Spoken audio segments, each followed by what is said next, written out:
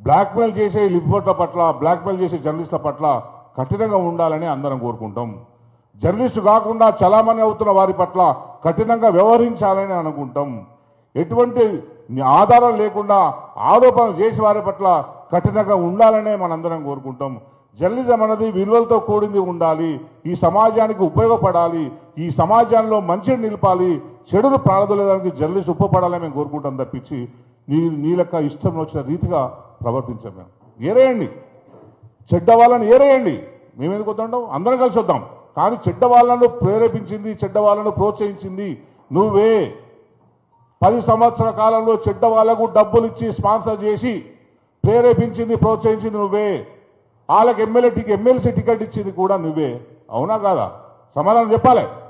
తీర్మానం మల్లయ్య అంటోడు, నవీన్ అంటోడు డూప్లికేట్ పేరు పెట్టుకొని కేసీఆర్ గారిని, కవిత గారిని అడ్డమైన మాటలు మాట్లాడుతుంటే నువ్వు ఫైనాన్స్ చేసి ఆయనను ఆదుకున్నావా లేదా?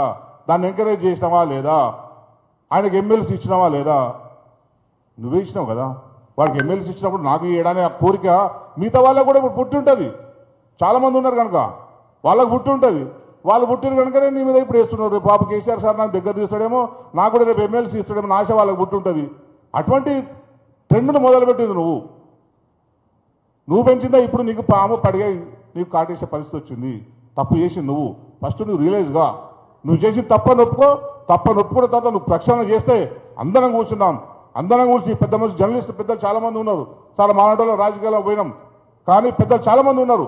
విలువలను ఎట్లా పెంపొందించాలి, నిజమైన జర్నలిస్టులు ఎవరు అనేది ఒకటి మార్చుకున్నాం. 2 డిమార్కెట్ చేయండి.